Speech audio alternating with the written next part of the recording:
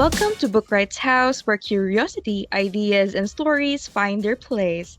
This afternoon, we're joined by Mr. Lawrence Lambelet, author of Musings, Vietnam Conjectures, and more, a collection of eclectic and thought-provoking essays ranging from mathematical puzzles and philosophical questions to cultural reflections, spirituality, and the deeply personal experience of Vietnam. Good afternoon, Mr. Lambelet. I'm Elijah Barcelona, and it's such a pleasure to welcome you to Bookwrights House.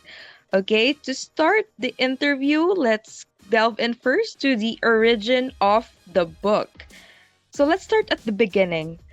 What made you decide to write this book, and was it always meant to become a book, or did it just grow out of your personal reflections? It grew out of personal reflections. I didn't really set out to write a book. Um, I had written several essays, if you can call them that, on subjects that interested me or otherwise caught my eye. The writing was more to organize my thoughts than to communicate them. The one piece that was meant for publication, although I thought of publication only in the context of a family letter, was the essay on Vietnam. It was intended for my grandchildren. I had wanted them to have my thoughts on that war and my involvement in it, something that I wish that I had had for my own grandfather of World War One. It also served as a way for me to come to terms with, by putting it on paper, my own experience of the Vietnam War. I only proceeded to put several of these essays together in a manuscript for publication after being urged to do so by a friend who had read several of them and thought that publication was merited. Surprisingly to me, 3 indie publishers to whom I had sent the manuscript all wanted to take it on. You might say I just had something I wanted to say and I wanted a broader audience to say it to. Okay, so people describe it as a thought exercises without a central theme. Do you agree with that, or do you feel that there's actually a thread tying everything together? No, I agree with that. It's actually been a criticism that I've heard before. But there is a theme, and it's puzzles. Um, One of my favorite authors is John McPhee. And one of his later writings, a book called Silk Parachute, is just such a collection of short compositions with nothing in particular connecting them, subject-wise. I guess I thought if he could do it, so could I. Of course, he has the literary gravitas to make that work for him. I began to realize, however, through feedback from several readers, that there is an advantage to serve up thought exercises in small bites. The pause to think about something is as important as the reading of it. The book is a collection of sort of like nuggets. It is best experienced over time, one chapter at a time. There actually is, after all, an overarching theme, which is puzzles. Puzzles. Okay, so mm, out of your short compositions, what is your favorite chapter in the book? I probably should say it's Vietnam, since that's sort of the focal point of the book, um, Mhm. or the one thing that I meant to communicate originally, anyway. That said, though, I think I'm fondest of the last chapter, which is about healthy spirit. I've always wondered what was behind that serenity, that sort of peaceful repose, even in the worst of circumstances, that was so evident in my uncle. I began to realize that it was the result of a cultivation of intentional living, a result of making the right choices as opposed to some kind of a feeling or fervor. Um, Spirituality is something that you do as opposed to something that happens to you. you need to work hard to achieve this thing because it doesn't come easy, and because it doesn't come easy, that's why it's spiritual. I'm not sure if this makes any sense, but read the chapter. To find out more. Okay. So, if you could share one key lesson from the Vietnam War, what would that be? I recently read H.R. McMaster's Dereliction of Duty. Mhm. It's a large book, and it talks about the history of the war. To put it in his words, the Vietnam War was not lost in the field, nor on the front pages of the New York Times, nor on college campuses. It was lost in Washington, D.C. We had drifted into the Vietnam War without any clear vision of the outcome of strategic purpose.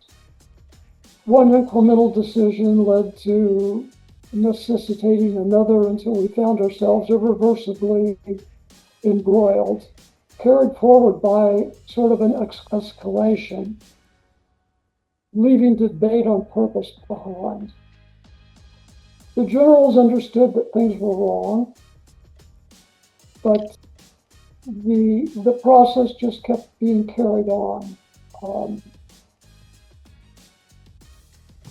So I think what's really pivotal is this business of character of the person that's making the ultimate decision.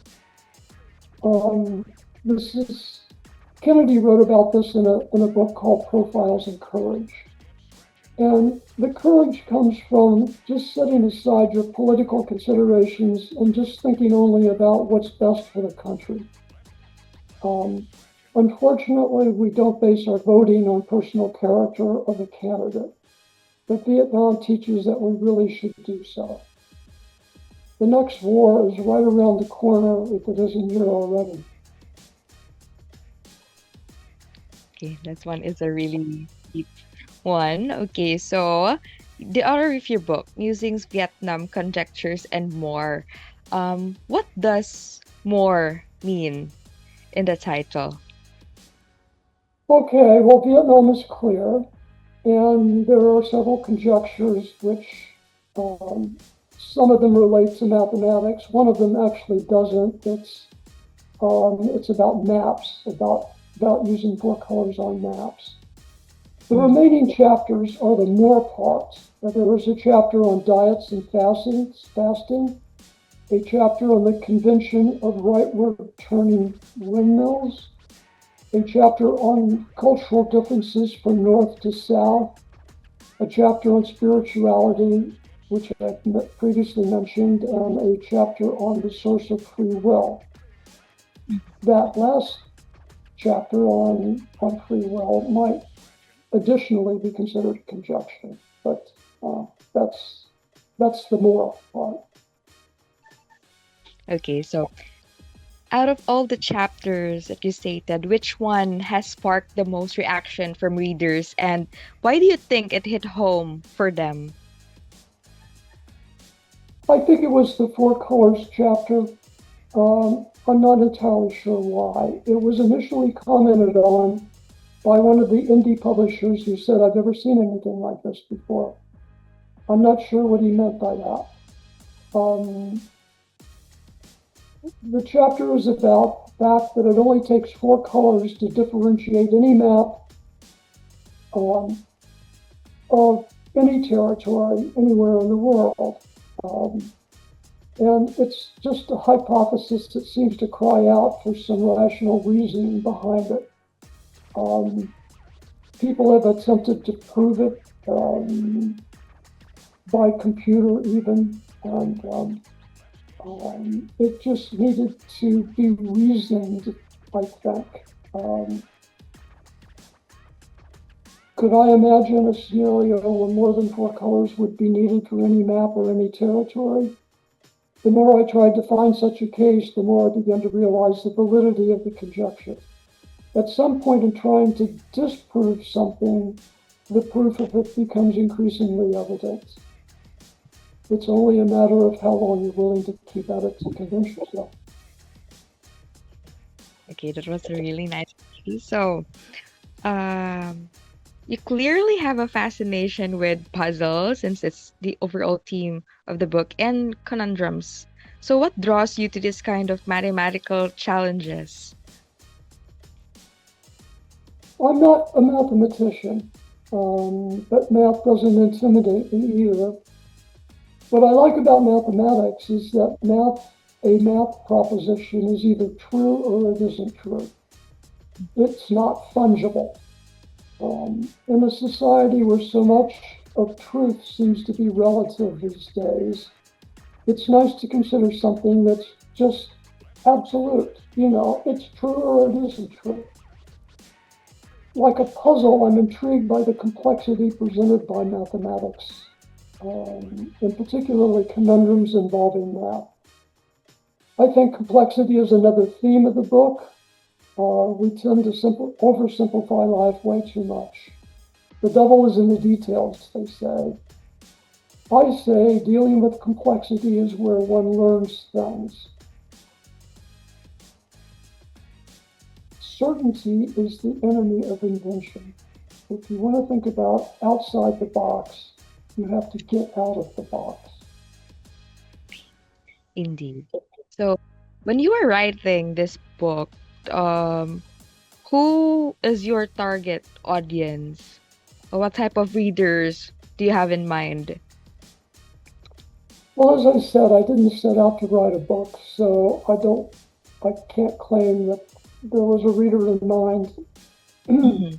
in the group of essays that I put together for a manuscript. But that being said, the feedback that I get kind of characterizes the reader for me. And that is someone who likes to wrestle with an issue as a thinking exercise. Um, I think this is why games like Wordle, for example, are so popular. Along with physical exercise, we feel the need to exercise our brains. And I think this will become increasingly relevant in the upcoming age of AI.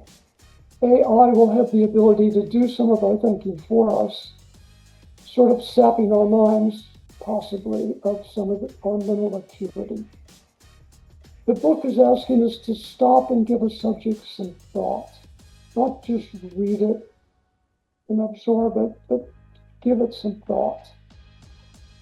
It's an apt prescription for many things in our life. It is a riff on wonder. That's actually another nice answer. Okay, has there been any feedback from readers that really surprised you or made you think about your work in a way? Yes, I think two things stand out. The one really did surprise me, and that was the feedback that it seemed to be well written. And that surprised me, quite frankly, because I'd never thought of myself as a writer. Um, as I mentioned, I'm more comfortable with mathematics. And I think the second thing that stood out with feedback was that it belongs to a unique genre. Mhm. Um, and that latter qualification is most often voiced by some literary agents or publicists that have, reached out and sort of discussed the book with me. Um, what I think they mean by genre is that it's intellectually challenging. I don't think anybody's described that word to me, but that's sort of what I pick up from the gist of what they say. Um, it's that it's not just a typical pastime read, it's something that you want to think about. While a couple of my reviewers have commented negatively about the lack of a bridging theme, I think it is just that lack that seems to attract other people, strangely enough. Perhaps that's what they mean by genre.